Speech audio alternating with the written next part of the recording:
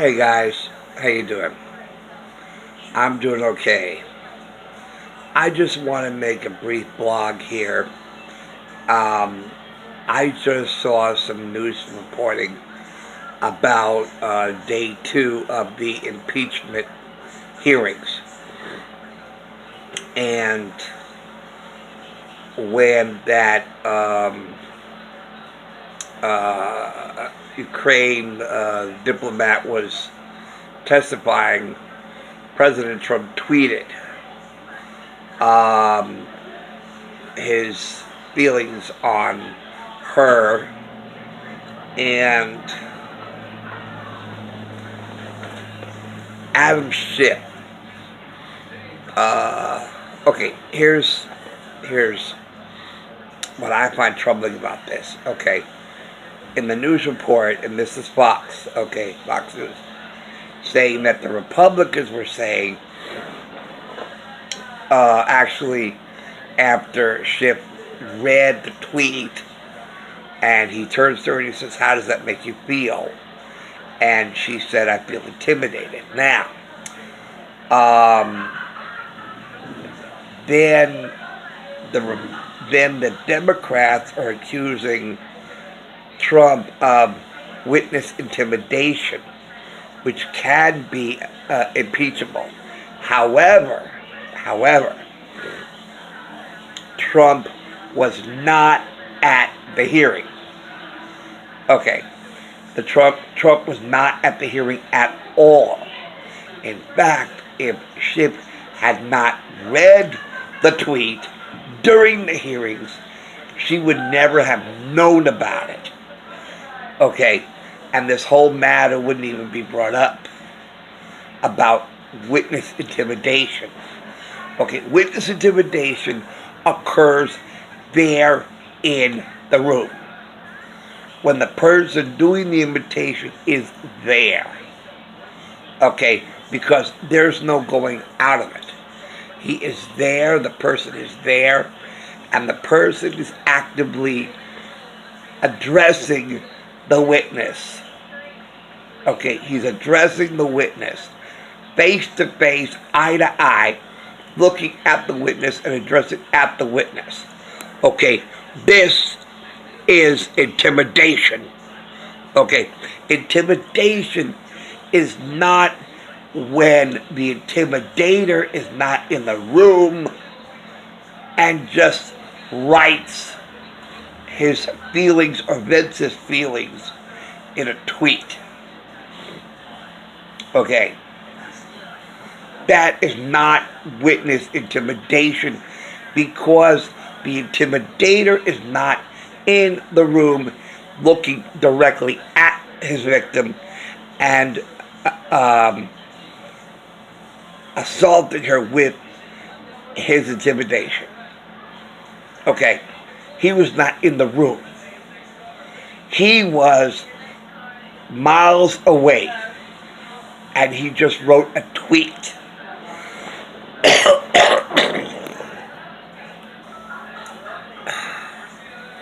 And then the Republicans say, "Oh, this looks bad for our side." You know what? You're falling.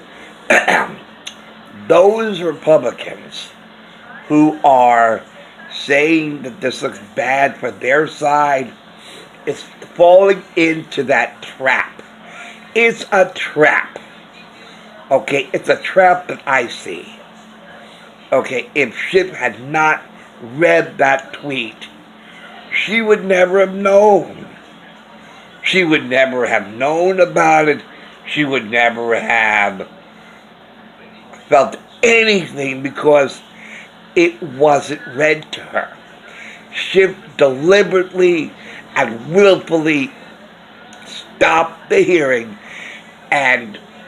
or somebody was checking Trump's tweets and bringing it to Schiff during the hearings and say, "Stop the hearings. I just got a tweet from President Trump. Read it and check her reaction." Which is the fault of Schiff, who also, here's another thing. Okay. Okay, so that's one thing. Okay, what Schiff did is inexcusable. Okay, and the Republicans and Trump did nothing wrong. Okay, they cannot charge Trump with witness intimidation because Trump was not in the room looking eye to eye at his victim and intimidating her. Okay, that's witness intimidation. In any court room, okay, where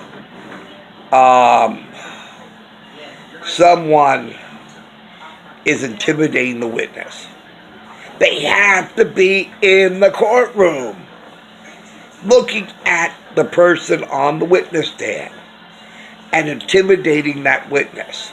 They have to be in the room. It can't be a phone call. It can't be somebody out in the hall. Okay, let's say he's out in the hall. Okay, let's say someone's out in the hall, right?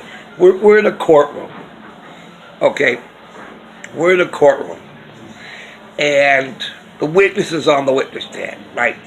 Somebody is out in the hall. The doors are closed. You can't hear anything going on outside, and they can't hear what's going on inside. Right? Have you been in some courtrooms? I mean, I've seen many on TV. I've never actually been in a courtroom where the court's in session and the doors are closed. And you cannot hear. That's the whole point of some testimonies. Be around the hall. Some witnesses on the witness stand, and they're not allowed to hear what the witness says, right? They're out in the hall. So the person out in the hall cannot hear the testimony, and the person, the witness on the witness stand, cannot hear anything going on in the hall, right? And let's say witnesses on the witness stand, right? Someone's out in the hall, and that person says, "Oh, that person's a terrible person. She's this, she's that, blah, blah, blah, blah, blah." And then she says, "Okay." And then they go into the courtroom, and they walk up to the DA and says, "So-and-so just said to you, out in the hall, you are this, this, and this. How does that make you feel?" You can't call that witness intimidation because it's out in the hall. And if they bring it in, okay, a tweet is different than so-and-so said. Okay, I get that. But the point is, the person's out in the hall. And that person out in the hall just made a comment out in the hall, not intending it for that remark to be brought into the courtroom, right? So, same thing with the tweet. Do you honestly think that President Trump wrote that tweet intending for her to hear it or for her to know about it? Really? That is intent. There is no intent. He's tweeting on Twitter. Okay? He wasn't tweeting on Twitter with the intention of, tell so-and-so, I say this about her. No, he just put out a tweet. Okay? There was no intention on President Trump's part for her to know of it. Okay? Know what Trump tweeted. Okay? There was no intent on President Trump's part. He just tweeted online. Okay? And somebody intercepted it online, probably deliberately, probably under orders by Schiff, and I don't know, but I'm just guessing, because it's a tweet, for crying out loud. I mean, there was no intent on President Trump's part to say, make sure she gets, hears this, because I want to intimidate her. And my intention is to intimidate her, so my intent for this tweet is to... No, he just tweeted. Okay? So probably Schiff had somebody be constantly checking for any tweets and tell me if Trump tweeted anything, and let me see the tweet. So basically, Schiff chose to read the tweet that President Trump said on Twitter that has absolutely no connection, no intent, no nefarious intent on intimidation during the trial, during the hearing, intended for her to hear. Okay, it was separate. It was, a tweet. A generalized tweet on Twitter. There was no intent on President Trump to intimidate her. That wasn't his intent. His intent was to tweet and just express his feelings. That's all. That's all. That's not impeachable. Okay. What Schiff did was unethical, because what he did was he brought into the hearing something that did not belong there, because that wasn't President Trump's intent. Just like on Yom Kippur, right? Or Rosh Hashanah, I forget what it is, right? And there's a biblical obligation to hear the shofar sound, right? And you don't go to services, okay? You don't go to services, and you just happen to be walking by the synagogue when they blow the shofar, and you can hear the shofar being blown while you're outside, just walking by the synagogue. Now the question is, did you fulfill that obligation to listen to the shofar? Do you get credit for hearing the shofar from outside the synagogue while you're walking by? And the answer, no. No, you do not get credit. Even though you heard the shofar, which is your obligation to hear the shofar. But if you're just walking by the synagogue and you happen to hear the shofar sound from inside the synagogue, you do not get credit for the obligation to hear the shofar. Why? Because you did not intend on hearing that shofar. It was by accident and coincidence that you happened to hear the shofar through the wall of the synagogue from outside. So you do not get credit for fulfilling the obligation of hearing the shofar sound, because that was not your intent. If it was your intent to hear the shofar sound, you would be inside attending that service. Okay, it's by intent. And if your intent is, I want to hear the shofar sound, so my intent, so I have to be inside, that's when you get credit for fulfilling that Torah obligation, by being in the synagogue to hear the shofar. Okay, because your intent is to hear the shofar. If your intent is not to hear the shofar, if your intent is not to attend services, and you just happen to walk by the synagogue when they blow the shofar, and you hear it, you do not get credit for fulfilling the obligation because you heard it by accident. It was not intent. It wasn't intended.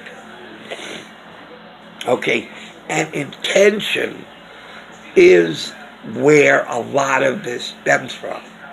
Okay, when President Trump tweeted that, he did not intend for her to know of it. Okay, Shifty Schiff decided to intercept it or access it and read it to her, and then ask her how that made her feel about President Trump. Now, that is underhanded. Okay? That is not witness intimidation. No, no, no. Because he was not in the room. He did not look eye to eye at her and look at her and be intimidating to her. Okay? This is intimidation. This is intimidation. Okay? Not being in the room. Okay? You're not in the room looking face to face at your victim. That is not witness intimidation. So I want that cleared up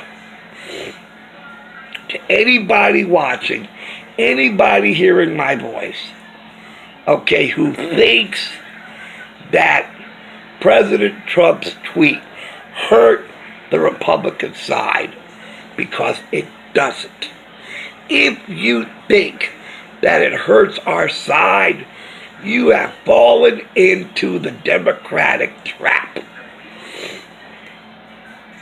Okay, I see right through it. I see right through it. This was a maneuver by Shifty Schiff. Okay. This was a political manipulation by him. And you cannot call this witness intimidation because Trump was not in the room intending to intimidate her face to face. That is intimidation. When you're in the room and your intent is to intimidate face to face. Okay? That's intimidation. That is direct. Okay? That's intent. Now, getting off that subject, here's another one, right? When that Republican wanted that woman to ask questions, and Schiff kept hammering his gavel, saying, she is not recognized, she is not recognized. And then they're saying, well, she interrupted. No. Okay. First of all, that is very biased. Okay, this is why Schiff should not be running this damn thing. Okay, because this is so unfair. Okay. And she looked like a very strong woman. So maybe he didn't like having a strong woman asking questions. I don't know. But the point being, when they were saying, well, she interrupted, and blah, blah, blah. She did not interrupt. And he and Schiff had no, because that Republican who was asking the questions passed it over to her. He passed it over to her so she could ask questions. Okay, and then they said, well, she's not recognized, she's not recognized. He says, I recognize her. I recognize her, and I want her to ask a question. And anybody who says that she interrupted his minutes is, I don't know. Because she did not interrupt anything. He passed it to her. He said, This woman has questions. This is her questions, not mine. I can only ask my questions. She has questions. Just like I have my point of view. I have my questions. Or I have my opinion. Somebody else can't speak for me. And I can't speak for anybody else, right? Right? So, if he can't speak for her, she has to speak for herself. And since this is her questions, she's the one that has to ask her questions. No one else can speak for somebody else. So, this is the first time, the first day, I was not even interested. Matter of fact, it sounded too much like the Kavanaugh thing. Didn't even seem like the Mueller thing. It sounded too much like Kavanaugh, not Mueller. Okay. And now the second day, it's just like, he just, this man should not be running this thing. But I hope he gets out of this soon because, and like I said, for anybody else who said that she interrupted, excuse me, I wasn't even watching the damn thing, and I saw a soundbite, and it wasn't edited, it was like right there, where he himself said, this woman has some questions, I pass it to her to ask her questions. And then she started to ask her questions, and Schiff interrupted her by saying, oh, I don't recognize you. Well, guess what? Too darn bad. Okay, he passed it. The Republican passed it to this woman.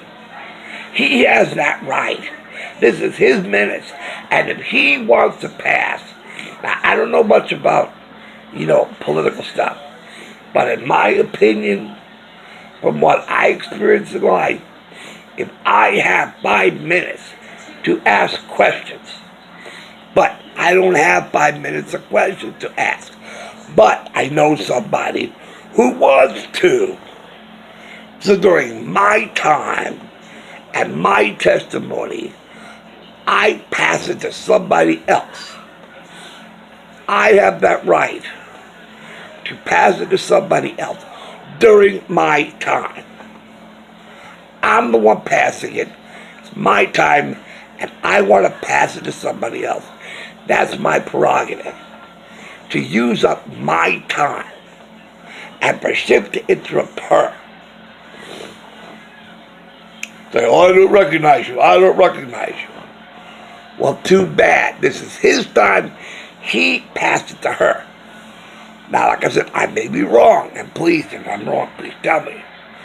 But in my thinking, if this is his 5 minutes, and he really doesn't have any questions, but he knows somebody who does, and he says, well, I don't really have questions, but I know somebody who does, and I'm going to pass it to her so she can ask her questions, because I can't ask her questions for her. She has to ask it herself. Okay. So, that's what I want to say there. Okay. So, I think this whole thing is a damn joke. Where's the crime? It's like, where's the beef? Where's the beef? Where's the beef? Where's the crime? Where's the crime? And if you want to say, well, this is bribery, quid pro quo, something for something, etc., etc. And about, President Trump did something like that too, what was it, down in South America last year or 2 years ago. Which is what started the uprising down there. Because, we hate America now because America stopped sending us money. Because Trump saw corruption going on, that the money that we send down there is not spent the way it's intended.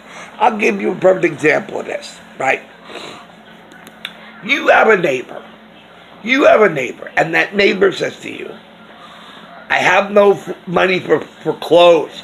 I have no money for food. Can you give me some money so I can feed my family? Right? And you say, okay, I will loan you some money or I'll send you money so you could feed your family. Right? And they turn around and about a few days later, you see a brand new car in the driveway. You're like, wait a minute, where'd you get the money? I thought you said you were starving, that you had no food for your children. That's why I gave you money. Did you spend the money I gave you on a car when you told me that you needed money to feed your kids? That's the same thing. Okay, so the United States was sending money down to that South American country so that the government can feed their people and take care of their people. But when they didn't do that, and they used those funds for something else, that's what President Trump just said, no more. Since they're not spending that money the way they're supposed to, we're not sending them any more money. No more aid. Because they're corrupt and they're using that money not the way it's intended. And the same thing with the Ukraine. I think, anyway, the same thing with the Ukraine. Because there's so much corruption in the Ukraine that we send them money to help their citizens. And then they take that money and they spend it other ways. Okay. That's why President Trump says, we're not sending you any money until you get your act together and spend the money the way you're supposed to. Okay, is that a bribe? They're calling that a bribe. They're using all kinds of other words, quote, quote, bribe, I don't know, right?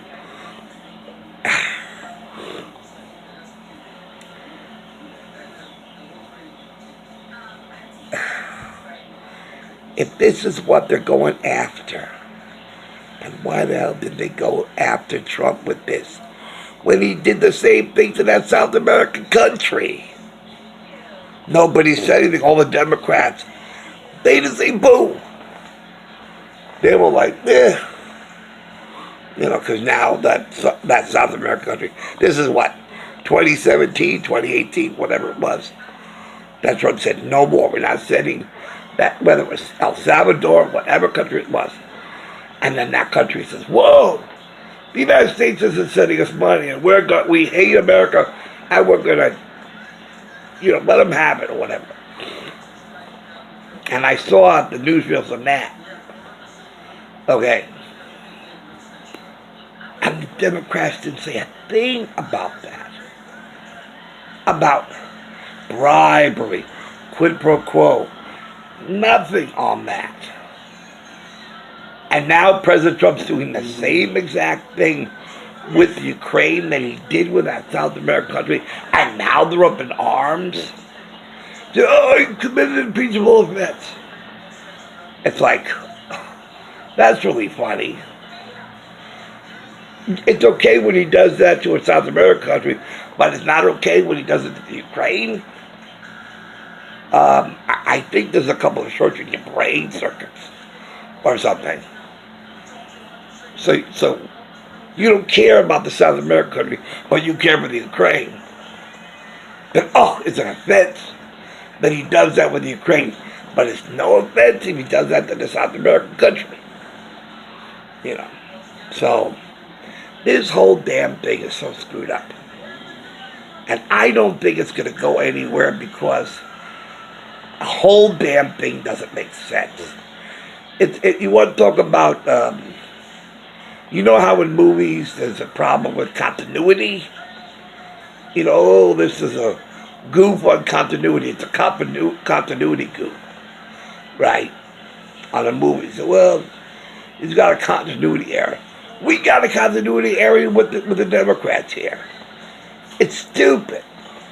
It's too observant and it's too obvious. So, anyway, that's my take on this whole impeachment thing. It's an attempted coup. That's all it is. The whistleblower's own lawyer said it was a coup. The whistleblower's own lawyer said back in 2016 or 17, after President Trump got sworn in, the whistleblower's attorney said, the coup has officially begun. The day after he got sworn in January 2017. Okay, so all of this has been a coup. Nothing but a coup.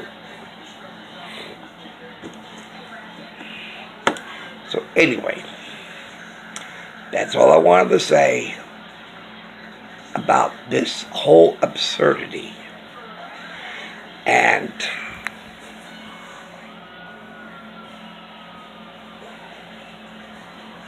this is Russia,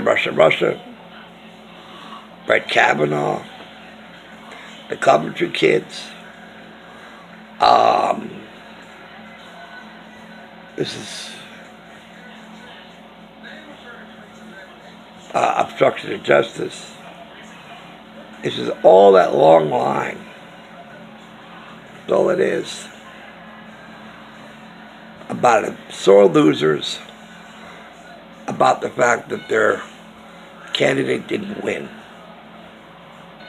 And I've said this before. In all my 57 years, I have never, ever experienced the kind of sore losers that happened in 2016 that is still going on today. I never behaved like this. Never. If anyone I voted for did not win, I voted for Al Gore. I voted for Walter Mondale. I voted for Mitt Romney. And when they didn't win, I was disappointed. And I said, okay, I didn't vote for him. Let's hope he's a good president. That's not what we've been experiencing for the past 2.5, 3 years. You know. And it's very, very sad. Very sad. And as I said, I didn't even know, you know, it's just, I voted.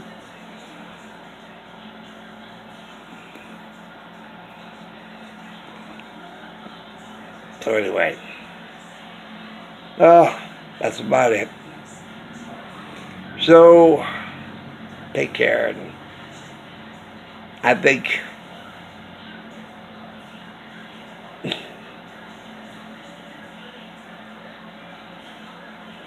it's really, really sad. Really, really sad.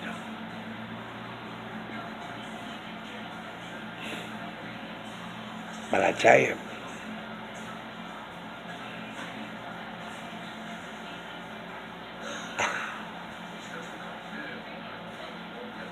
it's frightening. Like I said, I don't watch the networks anymore. I don't watch anything anymore except for Fox News. I've even stopped watching People's Court and Price is Right and Jeopardy and Funniest Home Videos. I'm so disgusted by what's going on elsewhere that